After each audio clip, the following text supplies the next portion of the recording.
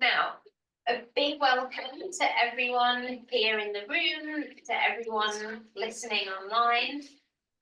It's a great pleasure firstly, to welcome you all to our conference, Writing as Visual Experience, or WAVE. We're going over the next few days to hear lots of papers on different topics. It's a great privilege to have Tim Brooks with us as our opening paper to give us a special lecture. Now, I've known Tim for a while. I wanted to say a few words just before he starts on what Tim has been doing. So when I started working on writing systems, I was looking very much at dead languages written by dead people on dead inscriptions. You know, it felt like something of the past. The more I thought about it, the more I realized that, you know, if you work on writing as a concept, working on it in any time or place has relevance to other times and places. And I started to realize that, you know, there could be useful lessons to be learned from the ancient world for the modern world. So I started thinking about problems related to writing in the modern world. And of course, when I started looking around, what I found was that there's one guy in the world who has dedicated his life's work to trying to redress the problems of writing endangerment around the globe. And this is not a concept that people really had. Language endangerment is very well known, very well studied by very well laid out principles. Writing and language are different things, as I'm sure I don't need to explain to many of you. And in many cases, writing is, you know, it's more than just a way of notating language. It's also a cultural feature in itself, a visual feature too, which is what the Views project is all about, as I'll explain a bit more tomorrow. And Tim started up a project called Endangered Alphabets. And he has been looking around the world to find out about all of the writing systems that are just very poorly documented, that people around the world generally don't know about. I probably don't need to tell you that, you know, the globally, particular alphabets especially have tended to dominate.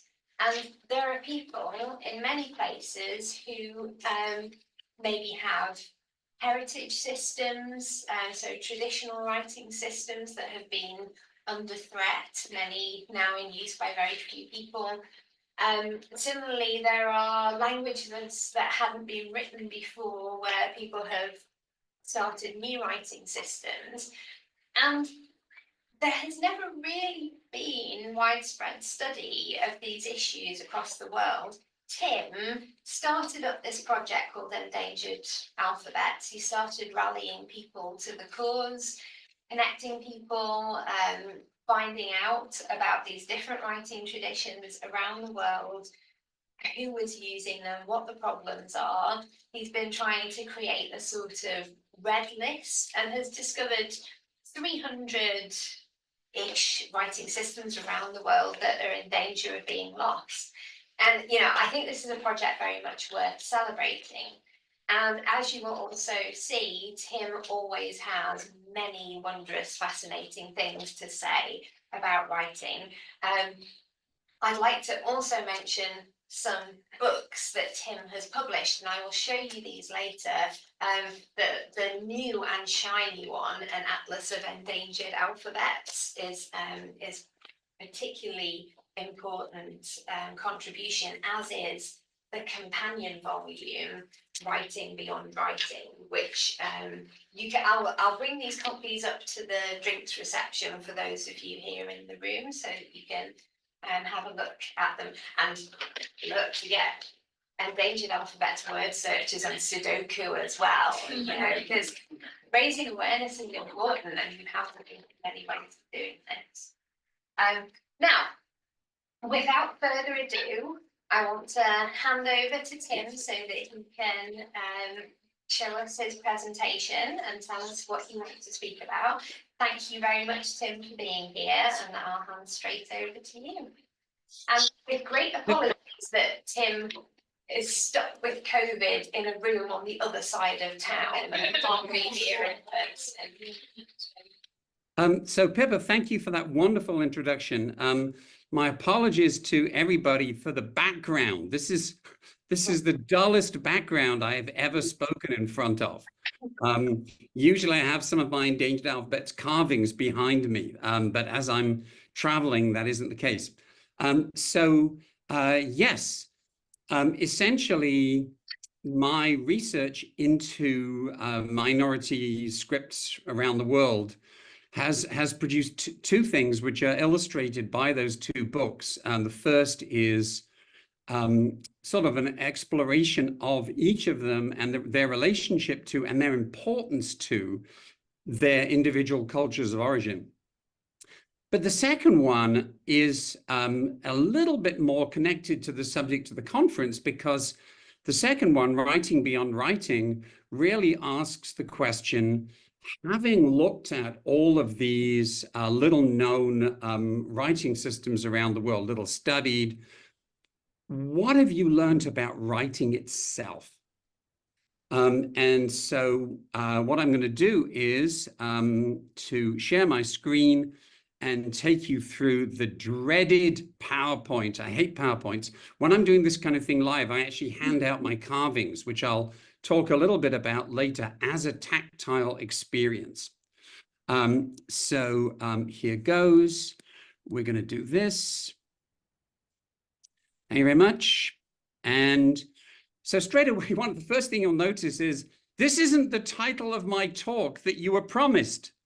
And the fact is that this subject is so interesting to me and has so many different dimensions that my thinking has been evolving rapidly, even as I've been getting this talk together, and being stuck with COVID, and that really gives you plenty of time to evolve your thinking. So the talk is now called Consider the Mermaid. And that makes no sense to you whatsoever at the moment, but it will. As will the fact that I talk about this as being a peregrination in many cantos. This will all come back. It's just an extraordinarily sophisticated structure, this PowerPoint. I am different from many of you in that I am not a scholar or a researcher. I say this talk consists of many intriguing ideas, but much less solid research, which the author urges others to do for him. So you are the kind of people who actually know what you're talking about. I do to a very small degree, but by nature, I am an essayist, which means that I feel entirely entitled to come up with interesting sounding ideas and then toss them out so that other people can chew on them and decide whether they're actually right or not. The other thing is that I'm going to come at this subject from a number of different angles, and I suspect that as the conference goes on, some of the perspectives and ideas that I'm going to offer today are going to show up in other guise, in other talks, which, as I say, will almost certainly be by people who actually know what they're talking about. So we've now ended the first section of my talk, and as a result, we have a Madhyapada.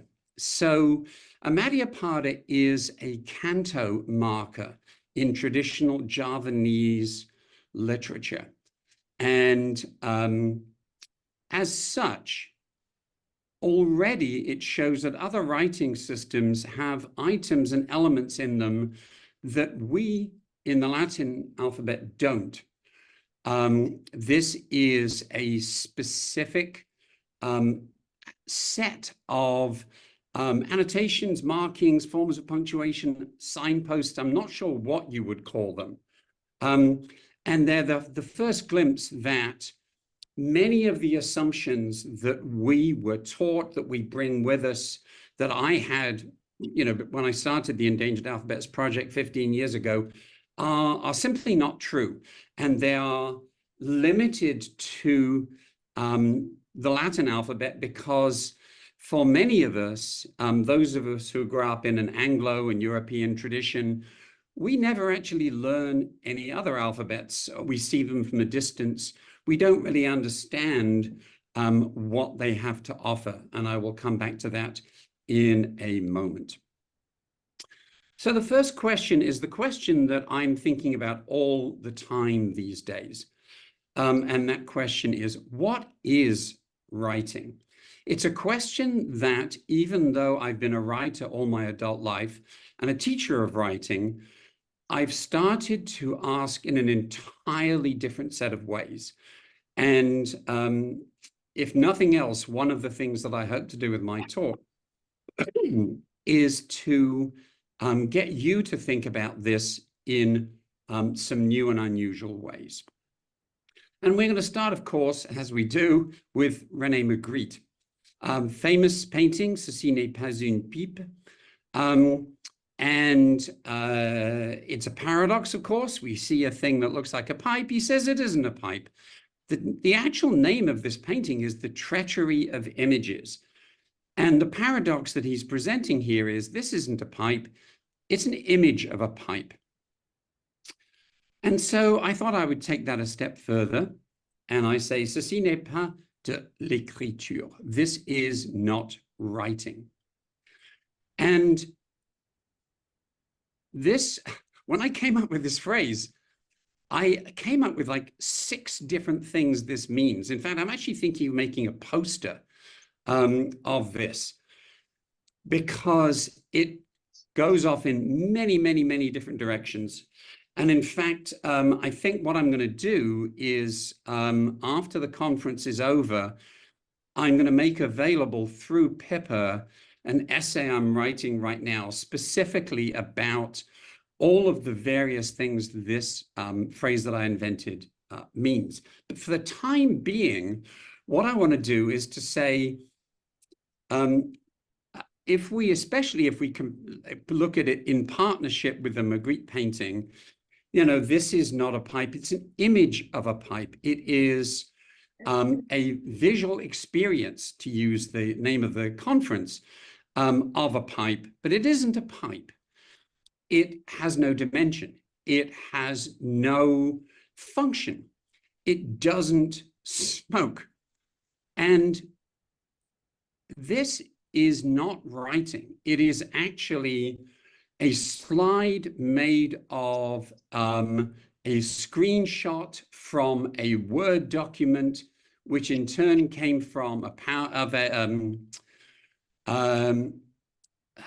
a series of other images. But it isn't writing, it's an image of writing. And one of the really interesting things is that we are so used to writing as a set of symbols, we forget they're a set of symbols. And so when we see this, we are likely to kind of look through the phenomenon of writing and ask ourselves, what does it say? And as I say, I have been a writer all my adult life, and it never actually occurred to me to look at this medium I was using. I was trying to use it well, I was trying to use it effectively, I was trying to use it lyrically, whatever. But it never occurred to me to say, this is a visual image, it's a set of visual symbols. And interestingly enough, by going right through that and just asking ourselves the question, what does it say? We are assuming that the purpose of writing is to replicate speech. When we say, what does it say? We are actually incorporating in that verb the notion that the job of writing is to say something. And that is, in fact, a traditional view held through much of the 20th century by academic linguists. And what we're going to see in this talk and throughout the conference is that that is by no means all that writing is. And in particular, we're going to look at it as a tactile experience, a visual experience, a performative experience, an auditory experience, and a bunch of other things. And I would like to ask the question, not what does it say as you look at these symbols here, but what is it? So I'm going to tell you what it is, or at least I'm going to tell you what somebody said it is. And I actually need to move my little picture of myself so I can read this. Here we go. Writing, the art of communicating thoughts to the mind through the eye, is the great invention of the world. And this was written, by the way, in the mid-19th century. And one of the things that I explore in my book, Writing Beyond Writing, is why does nobody talk about writing as the great invention of the world anymore? Where did that sense of awe and amazement go?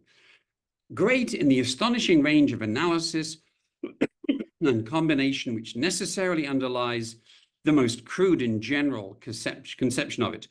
Great, very great, enabling us to converse with the dead, the absent, and the unborn, great phrase, at all distances of time and of space, and great not only in its direct benefits, but greatest help to all other inventions.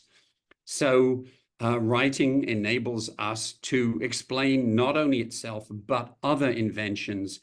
And this particular writer has seen how central this is to our understanding of the world and each other and our thoughts and the inventions that make us feel superior to other creatures.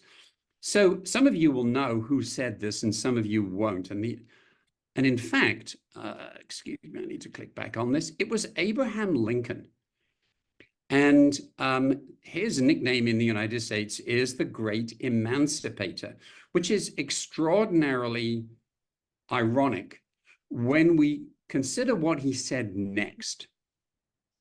And he stressed phonetic writing as distinguished from the clumsy picture writing of some of the nations. So I devote an entire chapter in Writing Beyond Writing to this idea that, first of all, phonetic writing is superior to any other kinds of writing. Secondly, it's a sign of the evolution of civilization that we, Anglo-American Europeans, being the most advanced civilization, use therefore the most advanced form of writing, which, by the way, comes as a big surprise to the Chinese. Hello? Yeah. Sorry, I got a noise there. Anyway, it's also borderline racist. So the Great Emancipator is actually talking about forms of writing or written communication or graphic communication that had been discovered in, for example, West Africa, Central America, which he, as most people of his time and many people well into the 20th century, were describing as clumsy picture writing, or in fact, not writing at all. So this is something that Pippa and this conference are addressing head on. This entrenched prejudice that phonetic writing is the only true writing and is also superior to all other kinds of written or graphic communication. My canto marker, this particular section, has finished. We move on.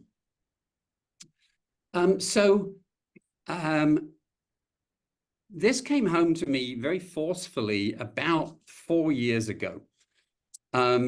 I was doing one of my endangered alphabets carvings, as I do all the time, and I finished it and I liked it and I posted it online, and a very well-established and well-known linguist responded on Facebook, "That's not writing." And I was sort of taken aback. As usual, I blame myself and my ignorance. I thought, oh, what have I got wrong? And what I actually had done was this, So this is one of the Adinkra symbols from Ghana. It's the symbol B, which is actually two stylized fishes biting at each other's tails. And like most of the Adinkra symbols, it implies a proverb or a perspective. And in this case, the fish biting at each other's tails is a warning or an exhortation against tribal infighting. Essentially, it says, we are all in this together. Don't make each other's lives harder by not collaborating. And this is, like many of the Adinkra symbols, extraordinarily interesting and striking and beautiful. It makes use of circular symmetries. It's very interesting, by the way, how proverbs in many languages, but because I am a terrible linguist and I speak so few, I'm talking about English. How often in English proverbs, you have the use of rhythm or the use of rhyme or both, or phrases balancing each other, that kind of symmetry of assonance, if you like. And that is represented in many of the Adinkra symbols there, which are actually not only semantically, but graphically quite extraordinary and amazing. And of course, this is exactly the kind of thing that Lincoln was talking about when he talked about clumsy picture writing.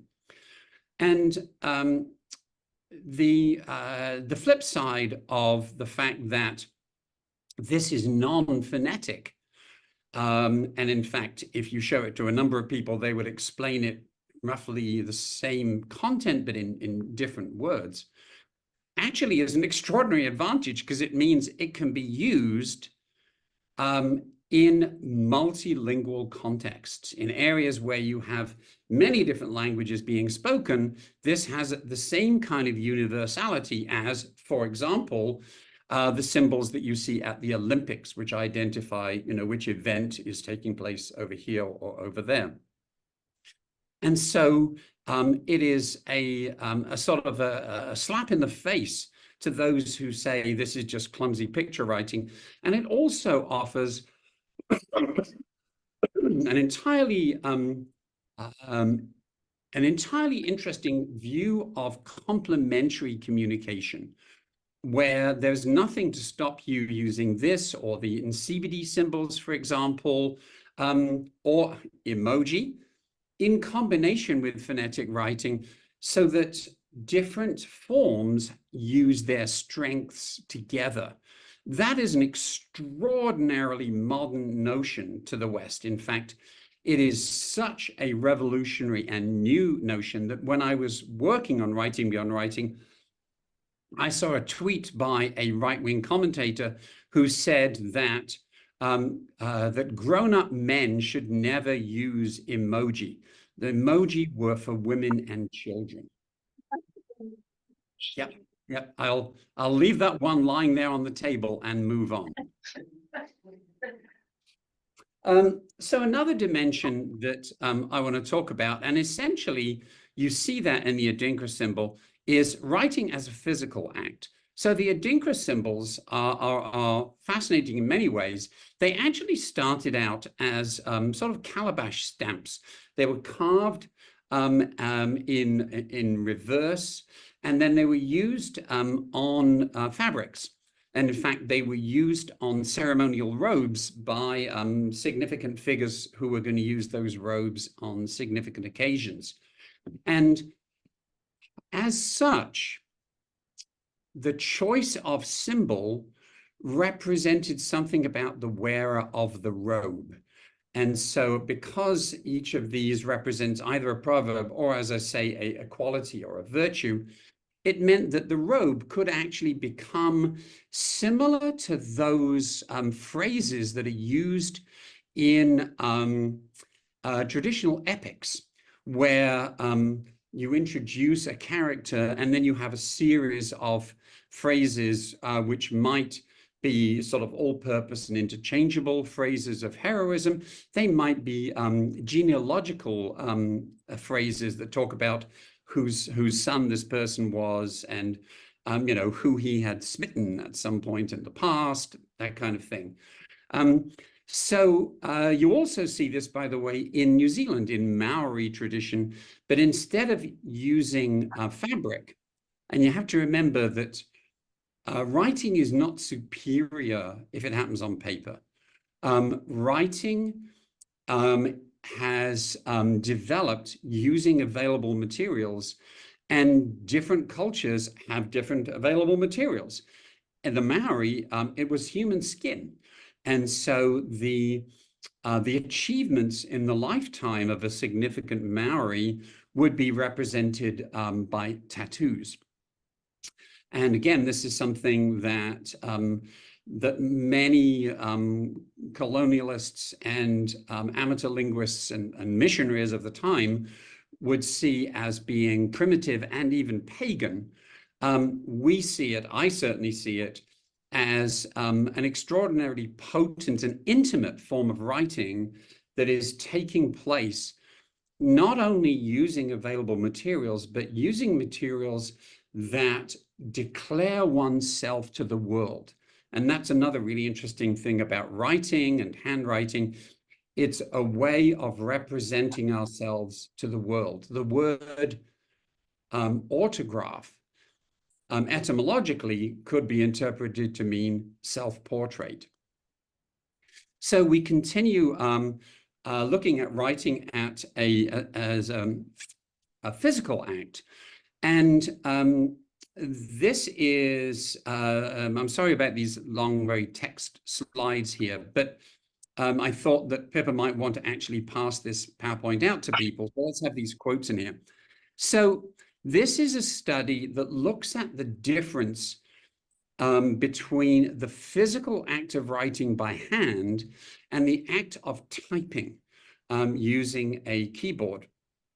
And so the researchers say typing verbatim kind of goes in through your ears and comes out through your fingertips, but you don't process the incoming information because every keystroke is almost identical in terms of motor activity. When taking notes by hand, students have to actively pay attention to the incoming information and process it, prioritize it, consolidate it, and try to relate it to things they've learned before.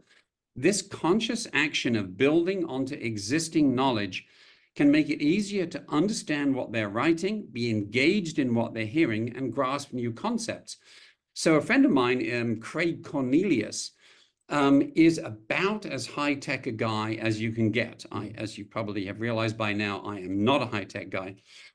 He works for Google, and he told me that he sits in meetings and everybody else in the meeting at Google is, you know, using their devices and typing and taking notes and all this kind of stuff. And he takes notes by hand using a pen or a pencil. And he says, it helps me understand what I'm hearing and what I'm writing. And the evidence also shows that there's much greater retention when you write by hand. When you're typing, the same simple movement of the fingers is involved in producing every letter, as I said. When you're writing by hand, you immediately feel that the bodily feeling of producing A is entirely different from producing a B. Children who have learned to read and write by tapping on a digital tablet often have difficulty distinguishing letters that look a lot like each other or that are mirror images of each other, like the B and the D. So what we're doing now is we're looking at writing as a visual experience, but we're connecting it to writing as a tactile and bodily experience because there is no difference.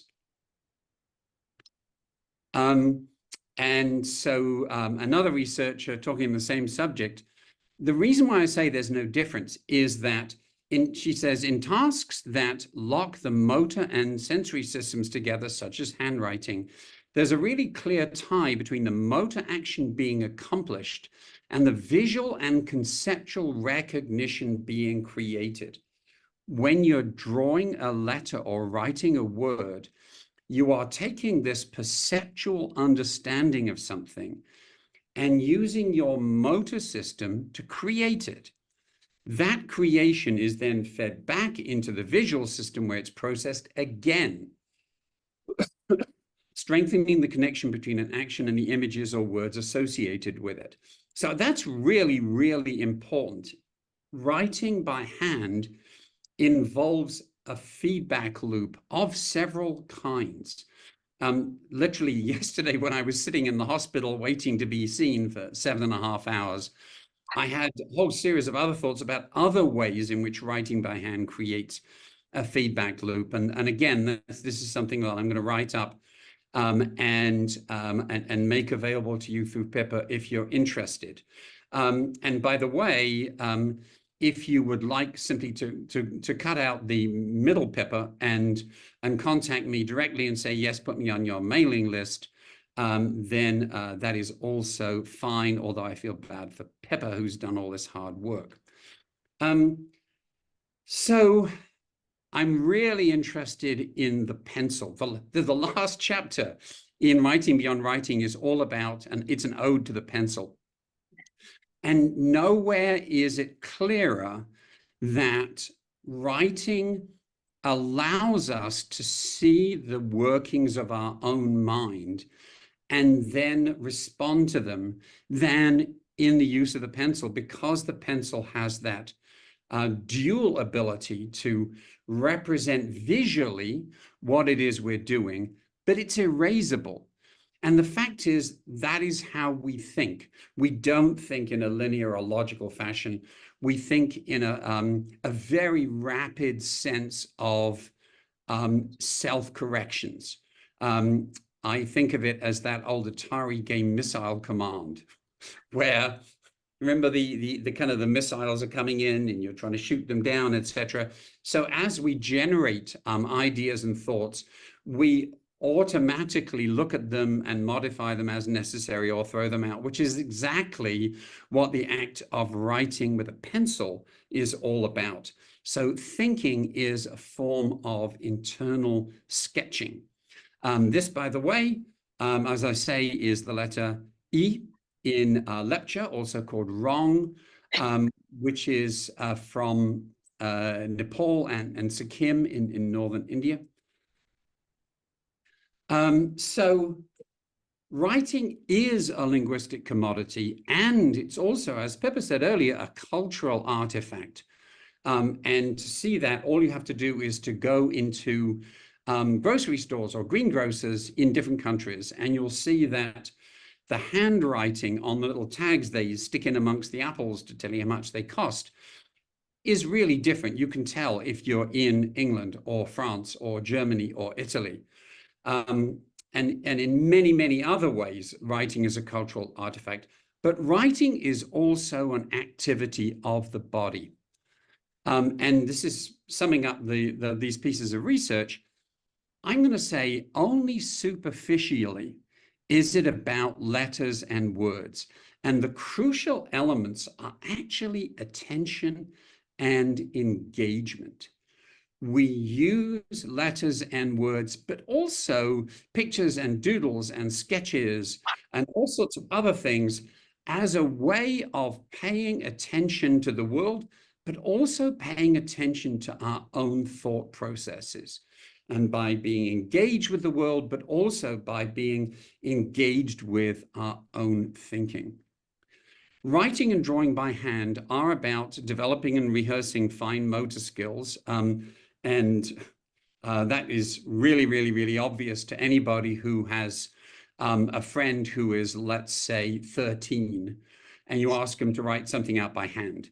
The fine motor skills, they need rehearsing. They need to be used over and over again.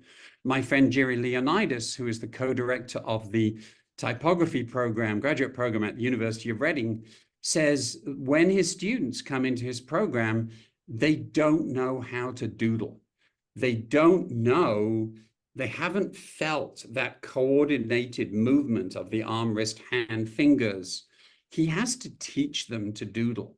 as far as I understand it, is like being in detention. It's like sit there and doodle for the next 15 minutes because they're learning that proprioceptive skill of understanding their own bodies. So in a deeper sense, writing and drawing are about literally embodying the process of learning and then sharing it with others. And in this, therefore, writing and drawing are the cousins of dance. So this is one of my carvings. This is the letter E in the Cham script, in danger because the kingdom of Champa was overrun and essentially destroyed by the Emperor of Vietnam in the 19th century. But what fascinates me about this is that one of the things that I often do when I'm giving talks, and I would do it now with you if I didn't have COVID, is I ask everybody in the room to raise their index finger and to trace this letter as if they were drawing it with their fingertip. And of course, everyone's very, very self-conscious and they don't want to do this, especially if they're English. But nevertheless, I sort of force them to by embarrassing them. And eventually, everybody is doing this movement. And I say, okay, so don't stop doing that movement, but look around you. That is the hand of a Thai dancer. Think about it. That is the expression of a series of muscles and joints in the body. So writing, if we think about it simply as a set of abstract symbols representing speech, we are doing not only writing a massive disservice, we're also really underestimating our own bodies. And as with dance, no two expressions are identical. So this is how I write my E's. I love my Greek E because when I was 13 or 14, my best friend John started writing, because we all did, our essays handwritten in school in those days. He started writing this Greek E. And I thought, oh, this is cool. And the fact is that our teachers were so strict that we were always looking for something that was a small act of rebellion they couldn't actually punish you for. And this was ours. And so it's a tribute to my friendship with him, but it's also this continuing gesture of mine that I don't want to be the same as everybody else. And handwriting is absolutely based on that freedom within limits to do something differently from the next person, which I think is extraordinarily important. And again, it's something that is missing. If you're working from a keyboard, you can choose different fonts, but again, they were designed by somebody else. Little canto marker there, and we move on. Shakespeare. Just what you were expecting, Shakespeare, right? So, in A Midsummer Night's Dream, which you all know really well, as you know, Theseus does this curious little kind of extended aside. And I think he's joking, and I think he does it because he's in charge and he knows everyone else will kind of nod and laugh. And he talks about lunatics, lovers, and poets. He says they are of imagination all compact. In other words, they're all similar in the way they use imagination. And of course, Shakespeare's also making a joke about himself as a poet. He's likening himself to a lunatic. And he says, a poet's pen gives to airy nothing a local habitation and a name. And way back, when I first started working on the endangered alphabets, and I was carving something in Balinese, or I was doing the first stages of the carving process, which is I was using carbon paper. And I had printed out this piece of Balinese text, and I was working on I was overwriting the text with the carbon paper and the wood underneath. And a very peculiar thing happened. I was using a cheap blue ballpoint pen, and I was mostly done, and the sun came out at a very it sort of broke over the house next door and shone off the page, and through some strange alchemy of ink, the blue ballpoint turned to gold, and the letters were just glowing gold on the page. And I immediately thought of the word illumination, as in an illuminated manuscript, but also illumination as in enlightenment, and the ability of writing to enlighten and to be a vehicle for enlightenment, and to be a way for the enlightened to enlighten the unenlightened. And so I say, what an extraordinary notion of Shakespeare's this is, that as writers, we are taking something immaterial and invisible, by the way, a thought, an idea, something imaginary and airy nothing, and by writing it down, we're transforming it into something visible and accessible. We are introducing the immaterial into a material world.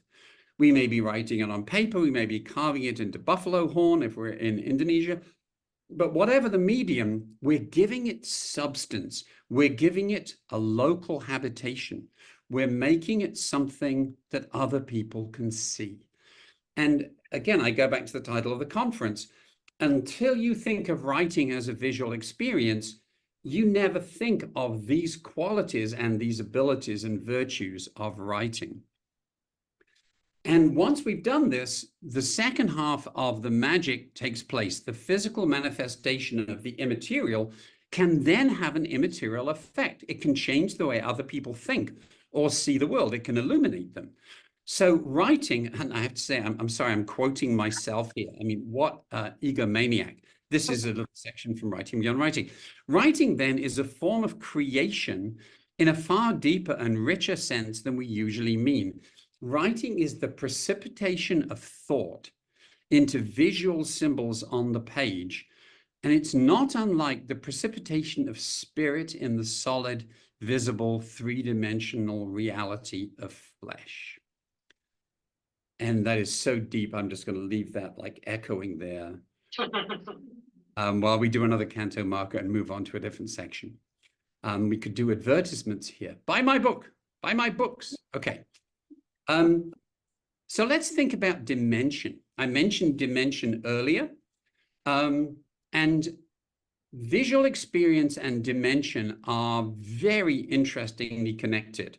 This is another of these ideas that occurred to me under the influence of COVID. And so it could well be what used to be called brain fever. Okay. One of the interesting features of ancient writing and minority culture writing, which were and are so much less affected by printing and the digital revolution than ours, is that they often have much more dimensionality. And when I was writing this, I was very much thinking of Pippa and scripts, ancient scripts, for example, that are imprinted by being pressed into clay, all this kind of stuff. So let's think about dimensionality. Oh, what do you know? A disc that has stuff imprinted into it. And you all know what that is. It is not the gong being struck by J. Arthur Rank at the beginning of movies. So the message is inextricable from the medium in cases like this. The writing has depth. It literally has depth, which interestingly does things with light and shadow, and gives it a gestalt that is entirely different from writing that, for example, does not have a shadow. So in Vanuatu and in other areas of the world, there are traditions of storytelling which incorporate writing of a sort with a fingertip in sand. And this begins as quite a complicated but geometrical and regular pattern of dots. And the storyteller tells a story and traces this line that goes through all of the dots, in some cases several times, but it never repeats itself. It's an extraordinary thing. It's very mesmeric to watch it. And that is literally the storyline, because the story that he's telling is being represented graphically, almost like a kind of animation in the design that he's doing. And as an aside note, and this is in my Atlas of Endangered Alphabets, the word, even though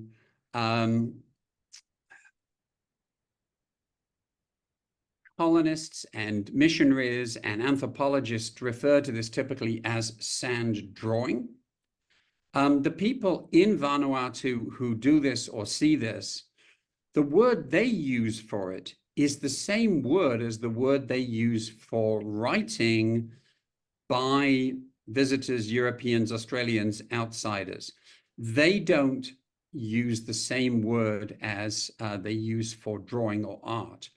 And this crossover between art and writing, which I'm hoping you're beginning to realize, I believe, is a totally specious distinction.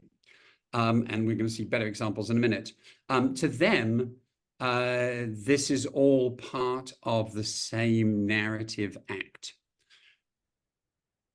Writing as a visual experience implies writing as a tactile experience. I'm going to have this made up into a bumper sticker, and I'm going to sell it on the corner of the street in Cambridge.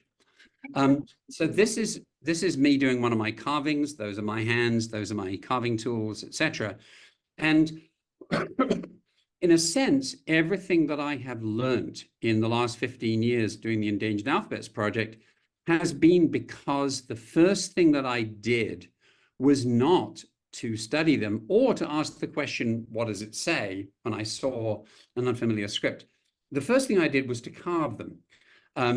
I had no background in carving any more than I had background in linguistics or anthropology, which is a sure sign that even at the age of 56, you can find your life work.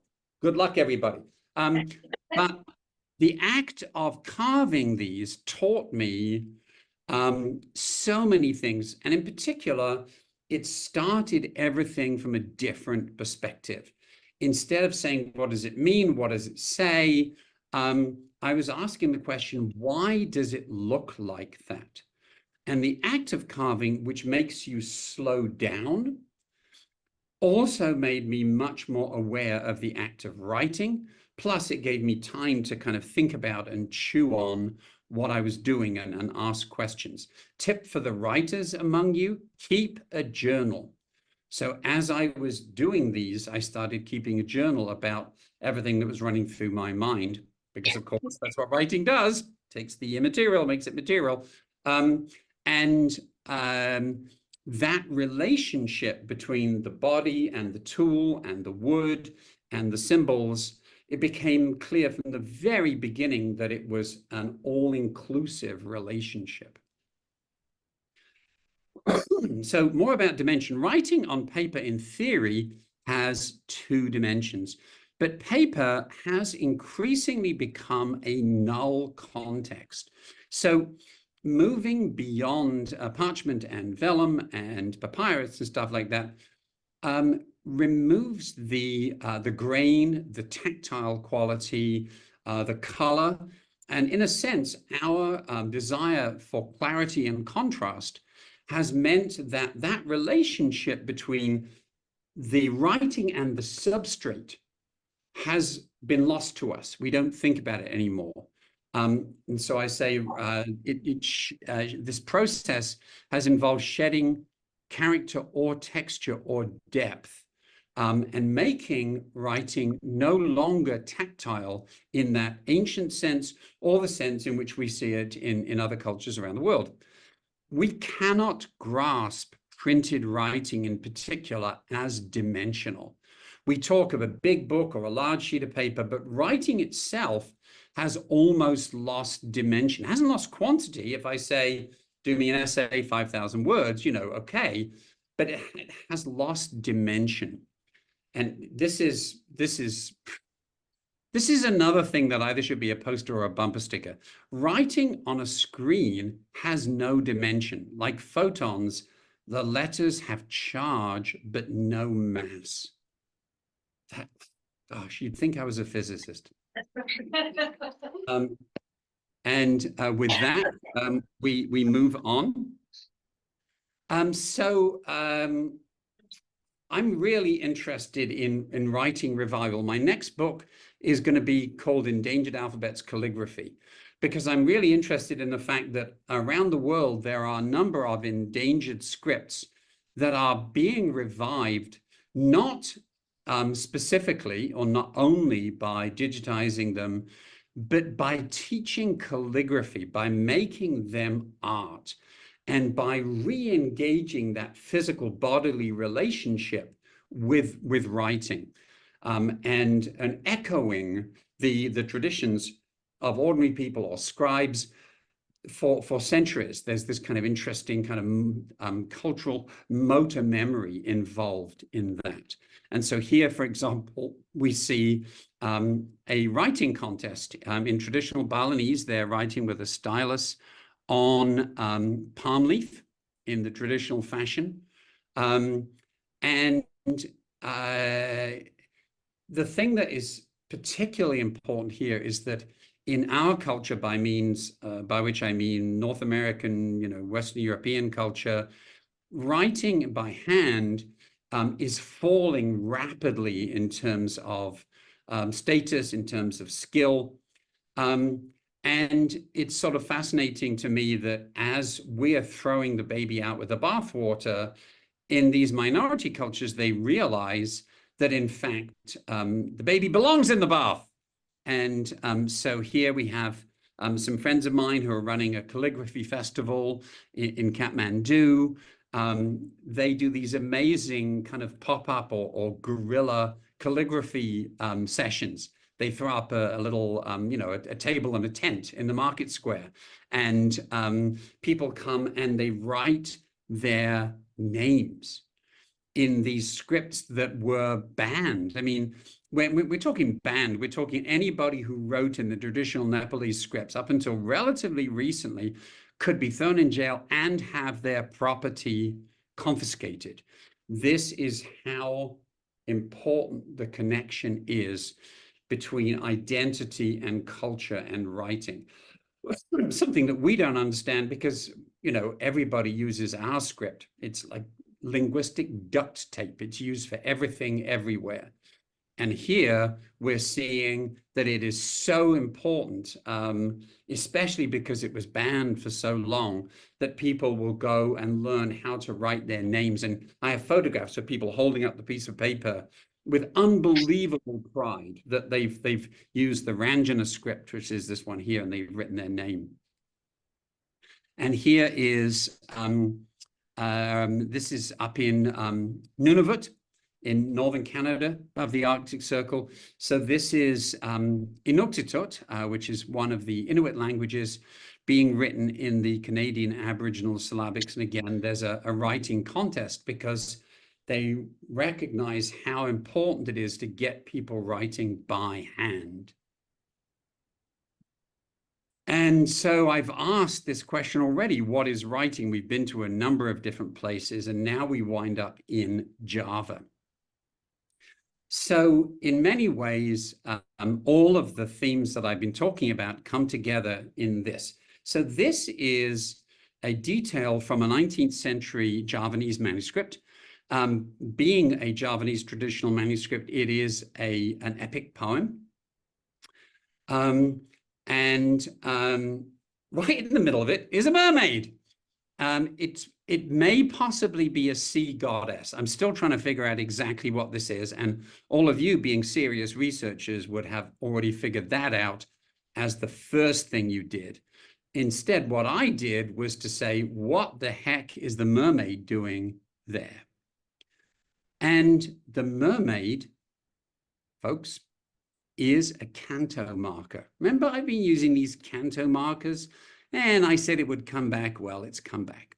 So when those of us who are looking at this with naive Western eyes and are used to making that distinction between writing and art or writing and drawing, this looks like some writing and a drawing. And we have seen that kind of thing. We've seen it obviously in medieval manuscripts. So we might assume, oh, it's an illustration that goes with the text, or it's an elaboration on a letter, although it doesn't really seem to be. And that distinction between the writing and the art is like hardwired into us. And we are wrong, ladies and gents, because this is something completely different. First of all, this traditional Javanese epic poetry was not written in the sense that we think of writing. It was written to be sung or chanted. And so not only was it written to be sung or chanted, but the way in which in a number of the islands in that area, these performances took place was that they were public performances and they were publicly performed. So there would be 2 or 3 people who had spent months training for these events, which would take place, you know, in a central point in the village. And one would sing or chant the traditional old Javanese text that we see written here. But a second person would offer a running, not exactly translation, an update into contemporary language.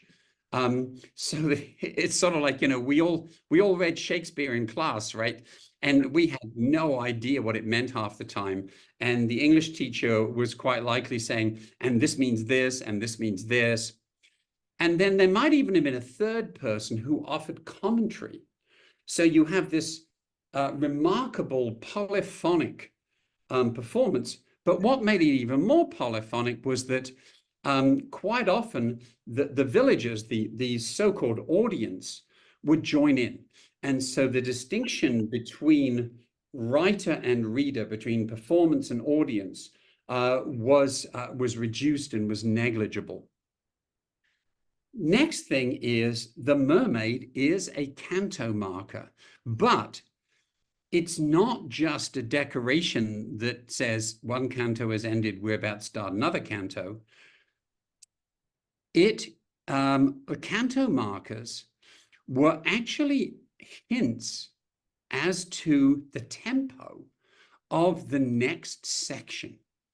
And whatever the word for this goddess or mermaid is, would have contained a clue, for example, a rhyme, as to what the tempo of the next section would be.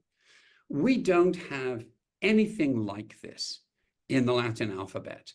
It isn't like any kind of illustration or illumination or decoration that we use. It is, in fact, much more like musical notation. It's like a time signature that says, you finished this movement, the next one is going to be allegretto. But because it is a painting, and it would be much smaller than this, by the way, then it means that as the reader is reading, singing, chanting the text, they can glance ahead and see this this notation, this hint, at a glance, much more quickly, and will be able to continue that much more fluently.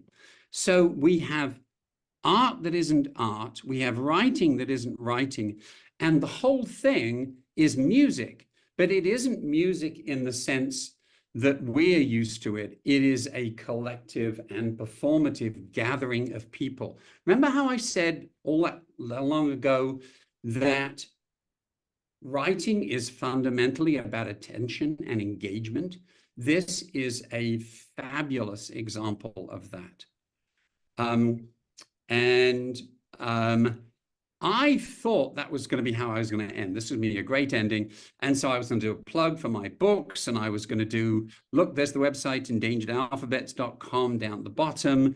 And I was going to say, I am incredibly impoverished apart from this wonderful stipend that I'm getting from the Views Project, and what wonderful people they all are, etc. I was going to end there, except that right before I came down with COVID, I was actually able to spend 2 hours in the university library. And what I found, this just in, was this. And this is, I had asked for hand-copied books in Old Church Slavonic, which was the language used by the Greek Orthodox Church as it moved up through the Balkans into Eastern Europe and Russia. And I got this and I thought, what the heck is that? I don't even know what script that is. And it turns out that this is Znameny music notation, which was developed in Russia, starting around the 11th century. Initially, it was very, very simple. It's kind of like, plain chant notation. But over the centuries, it became more and more sophisticated. And so once again, what we have here is not writing, but singing. These are canticles. These are meant to be sung rather than read. And it is a wonderful example of the fact that our sense of writing as being something that sits on the page really has forgotten that writing has extraordinarily strong roots in performance. And I could say 10 million more things on that. And in fact, on occasion, I have. But I'm going to spare you all. I'm going to remind you, once again, you thought you'd got away from my rampant self-promotion. There you go. These ideas and many more are in these 2 books here. And with that, I'm going to stop sharing my screen. I'm going to take a sip of tea, and I will gladly take questions.